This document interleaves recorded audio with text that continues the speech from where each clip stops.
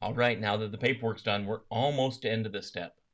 We have to build our continuous monitoring strategy for the system. To do this, we're going to figure out how often we're going to recheck the controls to make sure they're working as they're designed and how we implemented them. So let's jump into this task. This is task S5, continuous monitoring strategy at the system level. Develop and implement a system level strategy for monitoring control effectiveness that is consistent with and supplements the organizational continuous monitoring strategy. Potential inputs include the organizational risk management strategy, the organizational continuous monitoring strategy, the organization and system level risk assessment results, security and privacy plans, organizational security and privacy policies. Expected outputs for this task are the continuous monitoring strategy for the system, including time-based trigger for ongoing authorization. Primary responsibility is the system owner and the common control provider.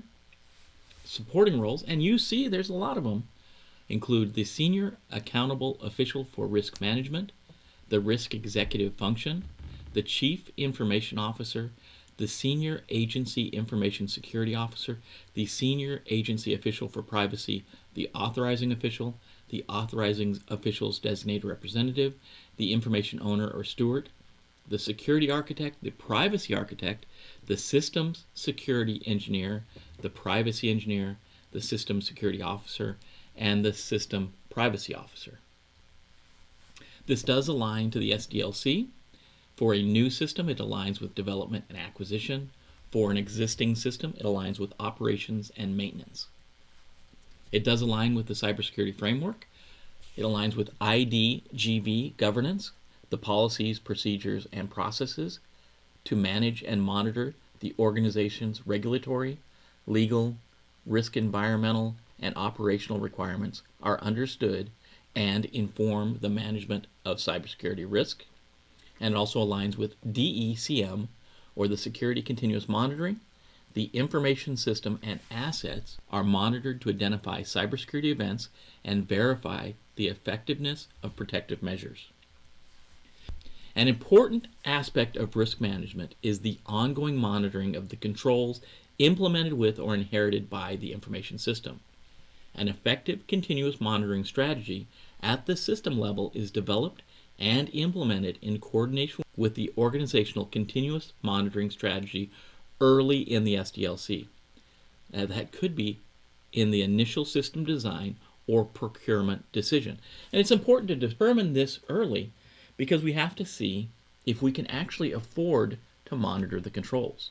So there may be a cost to monitoring controls that we have to factor into the development of the system, and that cost may be prohibitive to the development of the system, and we need to know that up front, right? So it's important to think about the CM strategy early in the life cycle of the system so that we can determine how often these controls are monitored and how they align to the organization's continuous monitoring strategy.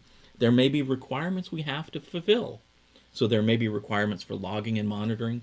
There may be requirements for the frequency of a specific control, and we have to determine those early in the SDLC of our system.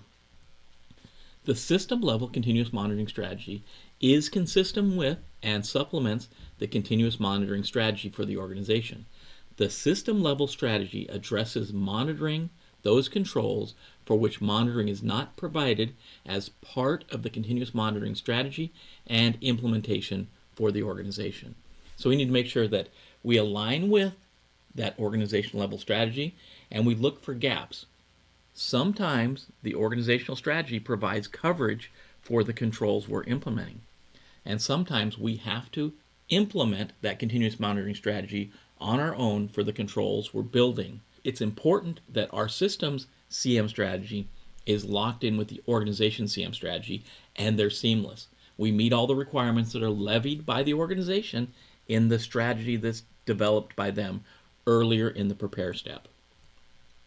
The system level continuous monitoring strategy, consistent with the organization monitoring strategy, defines how changes to the system and environment of operation are to be monitored, how risk assessments are to be conducted, and the security and privacy posture reporting requirements, including recipients of the reports. The system-level continuous monitoring strategy can be included in the security and privacy plans that we talked about earlier. So we need to define all these things.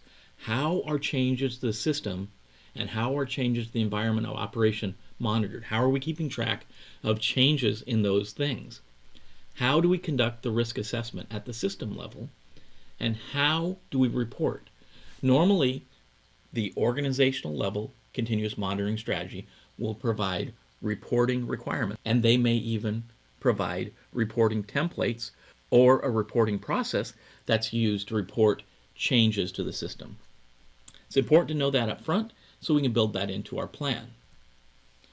For controls that are not addressed by the organizational continuous monitoring strategy, the system level continuous monitoring strategy identifies the criteria for determining the frequency for which controls are monitored post-implementation and the plan for ongoing assessment of those controls.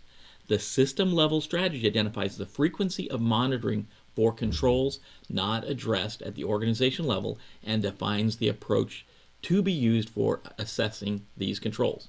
So we have to look at all the controls. The organization is going to define a certain number of controls that are monitored by them and the frequency that those things are monitored.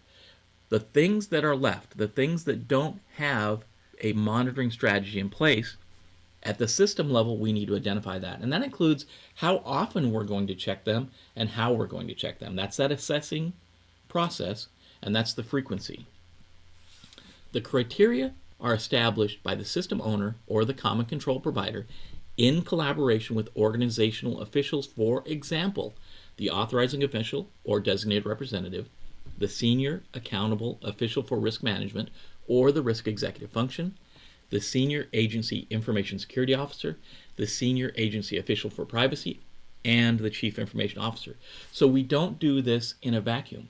So the system owner is responsible for determining the strategy, but they can get help from these people, and they should get help from these people so they determine the correct frequency and the correct assessment process. The frequency is important.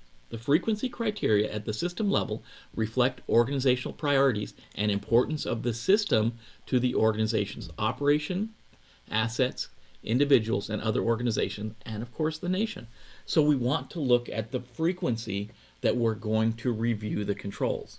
And as we're going to talk about later, some controls are more perishable than others, so we have to look at them more frequently.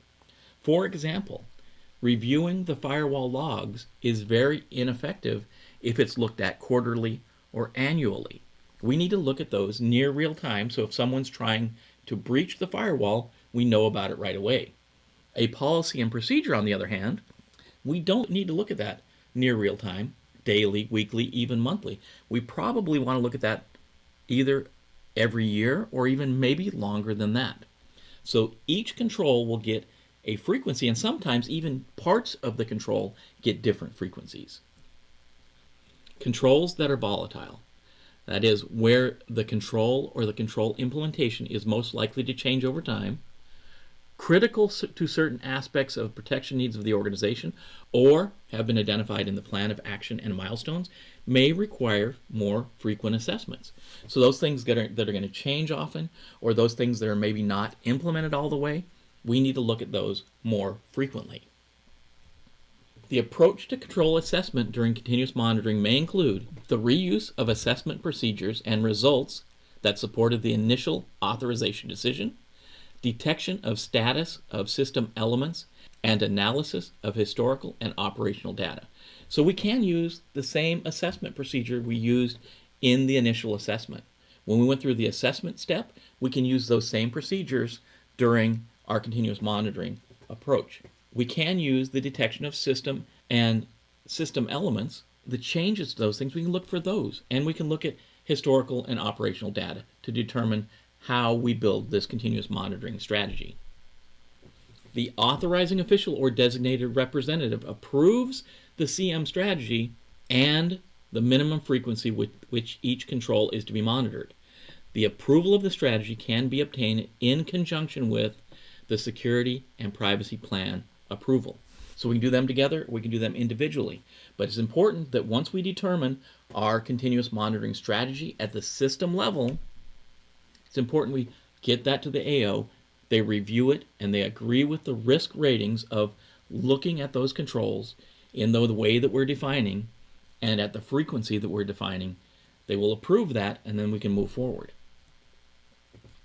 The monitoring of the controls begins at the operational phase of the SDLC and continues through the disposal phase. So once we get done with the first parts of the RMF and we enter that operations and maintenance step, that monitoring step in the RMF, this is going to continue. We'll continue monitoring throughout the life cycle of the system until we dispose of it.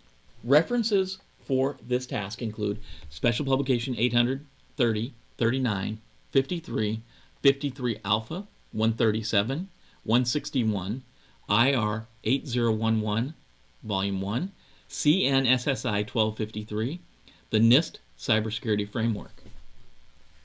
In closing, in this module, we discussed Task S5, its inputs and outputs, roles, responsibilities, SDLC and CSF lifecycle alignment, the CM strategy, alignment to organizational CM strategy, strategy gaps, common controls, frequency, volatility, CM approach, the AO approval, monitoring, and finally references.